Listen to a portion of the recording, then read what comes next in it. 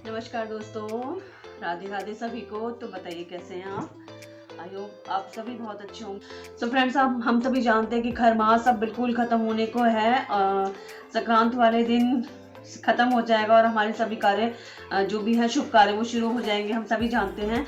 लेकिन आज हम बात करेंगे पौष अमावस्या के बारे में। जैसे हम सब जानते हैं कि हर महीने कृष्ण पक्ष में अमावस्या आती है।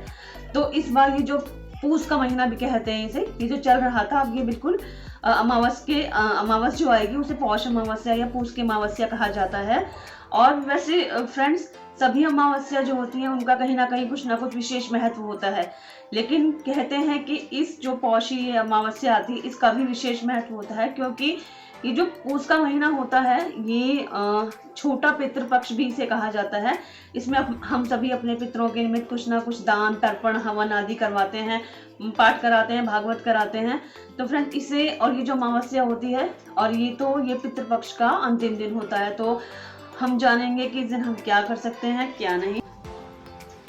सो फ्रेंड्स, आपको बता दूं कि 2024 की जो पहली अमावस्या है, पौष की अमावस्या, वो है 11 जनवरी को। 10 जनवरी को कंफ्यूजन होने की जरूरत नहीं है, क्योंकि 10 जनवरी को रात को शुरू होगी 8 बजे और अगले दिन गुरुवार को यानी 11 जनवरी को रहेगी शाम को 5:26 तक। तो उदय तिथि के अनुसार ये मानी जाएगी 11 जनवरी। तो हमने क्या करना है, हम सभी जानते हैं कि हमें सभी को किसी भी अमावस्या हो, पूर्णमासी हो या कोई और पर्व त्योहार हो, हमें ब्रह्म मुहूर्त में उठना होता है। सबसे पहले तो घर में झाड़ू जरूर निकाल दीजिएगा। जो भी घर की महिलाएं होती हैं घर में भले ही पोछा न लगाएं, क्योंकि बहुत सर्दी है इन दिनों में, तो पोछा तो नहीं संभव हो पाता इतनी सुबह। लेकिन आपको झाड़ू निकाल कर और घर की चौखट वगैरह साफ करके स्नान करना है। ऑब्वियसली गर्म पानी से ही करेंगे। और उसके बाद फ्रेंड्स, हाँ, पानी में गंगा जल जरूर मिलाइएगा। फ्रेंड्स, पानी में गंगा जल जरूर मिलाइएगा। अगर आप किसी तीर्थ के आसपास नहीं जा पा रहे हैं, गंगा स्नान नहीं कर पा रहे हैं, या आजकल लोग कलकत्ता जा रहे हैं गंगा सागर के लिए, वहां नहीं जा पा रहे हैं क्योंकि बहुत मुश्किल होता है, क्योंकि ऑफिस हैं, बच्चों के स्कूल हैं, उनकी ऑनलाइन क्लासेस चल रही हैं, तो कोई बात नहीं, रिग्रेट ना करें, वैसे परेशान ना हो। आप घर में ही, सबके पास गंगा जल होता है, पानी नहाने के पानी में मिलाइए और स्नान करिए। और उसके फ्रेंड्स, आपको घर के मंदिर में आना है। यदि अगर आपके घर के आसपास कोई मंदिर है, वहां जा सकते हैं सुबह, तो चले जाएं, बहुत ही ज़्यादा अच्छी बात होगी। आप शिवलिंग पर जल चढ़ाएं, 1 लोटा जल चढ़ाएं, काले तिल जरूर मिलाएं। और आप उस दिन देखिए वीरवार है, यानी कि बृहस्पतिवार है, और बृहस्पतिवार का दिन होता है श्री हरि विष्णु जी और लक्ष्मी जी को समर्पित होता है, तो आप उनका पाठ करें। मंदिर नहीं जा पा रहे हैं तो घर में ही पूजा जो हम करते हैं, डेली की पूजा, वही करें। और फ्रेंड्स, अगर धूप निकलती है, देखिए धूप तो नहीं निकल रही है इन दिनों में, लेकिन हम सब जानते हैं कि सूर्य तो विद्यमान है ही। तो आपको 1 लोटा लेना है, उस लोटे में आपको जल मिलाना है। सादा जल मिलाकर आपको उसमें काले तिल जरूर मिलाने हैं। जी हाँ, काले तिल हमारे पितरों के निमित्त जो हम तर्पण करते हैं वो बहुत जरूरी होते हैं। काले तिल, लाल सिंदूर और गुलाब की पत्तियां, कुछ गुलाब की पत्तियां उसमें डालें और दक्षिण की तरफ मुंह कर आपको ये तर्पण देना है। जी हाँ, दक्षिण की तरफ पितरों का जो तर्पण होता है वो दक्षिण की तरफ मुंह करके दिया जाता है। और उनसे प्रार्थना करें, अपने शुभ के लिए प्रार्थना करें, और उनसे कुछ गलती आपसे हो गई उसके लिए क्षमा याचना करें। अपने मंदिर में है या अगर मंदिर में नहीं है, आपके घर के आसपास कोई पीपल का वृक्ष है, तो वहां जल जरूर चढ़ाएं। और अगर नहीं है तो आप अपने घर के तुलसी में तो जरूर चढ़ाएंगे ही, लेकिन घर में तो पीपल का वृक्ष नहीं होता है। और जो भी ऐसे जो शुभ पेड़ होते हैं, वृक्ष होते हैं आपके घर में अगर हैं, जैसे कि तुलसी है, शमी है, पराजिता है, जिसे हम विष्णुकांता प्रिय बोलते हैं, वहां आप जल जरूर चढ़ाइए। केले के पेड़ पर जरूर जल चढ़ाइए। देखिए, ये वृक्ष जो होते हैं हमारे लिए बहुत फलदायी होते हैं, पूजनीय तो होते ही हैं, तो इन पर जल चढ़ाना बेहद आवश्यक हो जाता है। फ्रेंड्स, हम सभी जानते हैं कि अमावस्या पर दान का बहुत अधिक महत्व होता है। और देखिए, इन दिनों बहुत ज़्यादा सर्दी चल रही है, तो आप वही चीज़ें कोशिश करिए कि गर्म कपड़े आप किसी को दे सकते हैं, किसी ज़रूरतमंद को दे सकते हैं, भोजन करा सकते हैं। भोजन में हम सब जानते हैं कि अमावस्या पर हम सब घर में खीर बनाते हैं, पूड़ी बनाते हैं, तो ये आप खाएंगे। और हाँ, ध्यान रखिए, किसी को भी आप भोजन करा सकते हैं। पहले अपने जो पितरों को मिनस कर आप किसी को भी भोजन कराइए। आपकी सोसाइटी के गार्ड हो सकते हैं, कोई भी दीनहीन व्यक्ति कोई भी हो सकता है, कोई जरूरतमंद भी हो सकता है। कुछ ना लगे आपको तो मंदिर में पंडित जी को देकर आ जाइए।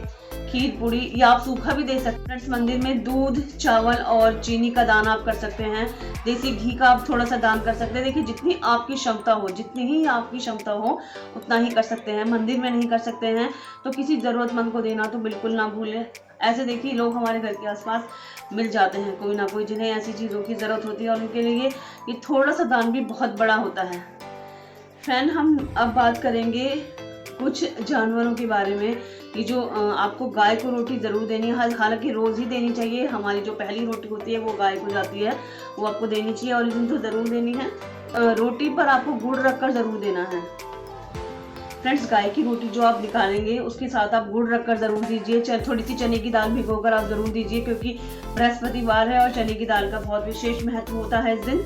और कुत्तों के लिए खीर ज़रूर दीजिए, गाय को खीर ज़रूर दीजिए, कौवों के लिए निकालिए, चींटियों के लिए दाना निकालिए। ये ऐसी छोटी छोटी चीज़ें होती हैं।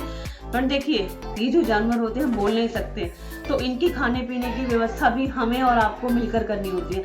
तो घर से ये छोटी छोटी चीज़ें निकालिए, बहुत बड़ी ना हो। आप मंदिर नहीं जा पा रहे हैं तो आप घर में ही शिव पूजन जरूर करिए। आपके पास शिवलिंग होगा, मैं बताती हूँ कि घर में पारद का शिवलिंग जरूर रखना चाहिए।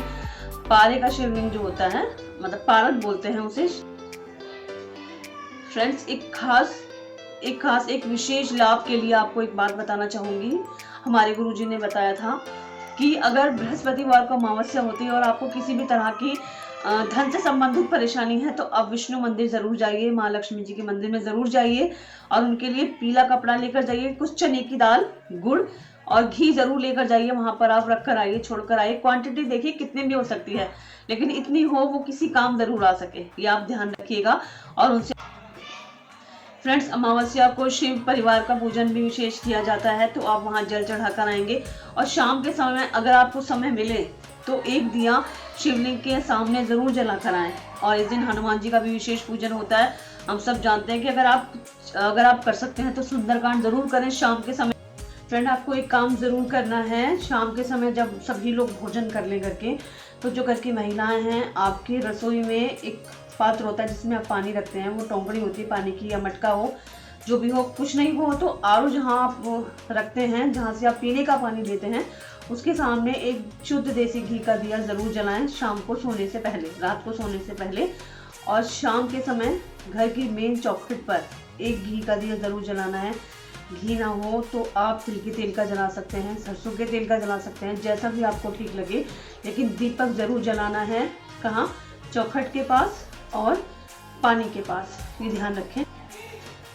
सो फ्रेंड्स, आपसे यही रिक्वेस्ट है कि इस अवसर का लाभ उठाएं और आलस को बिल्कुल त्याग दें। एक बात और, अमावस्या का दिन है तो इस दिन आप थोड़ा सात्विक रहें। मांस, मदिरा और धूम्रपान तो खैर करने ही नहीं चाहिए, और अगर आप करते हैं तो प्लीज़ इस दिन अवॉइड करें, आपके लिए बहुत अच्छा रहेगा।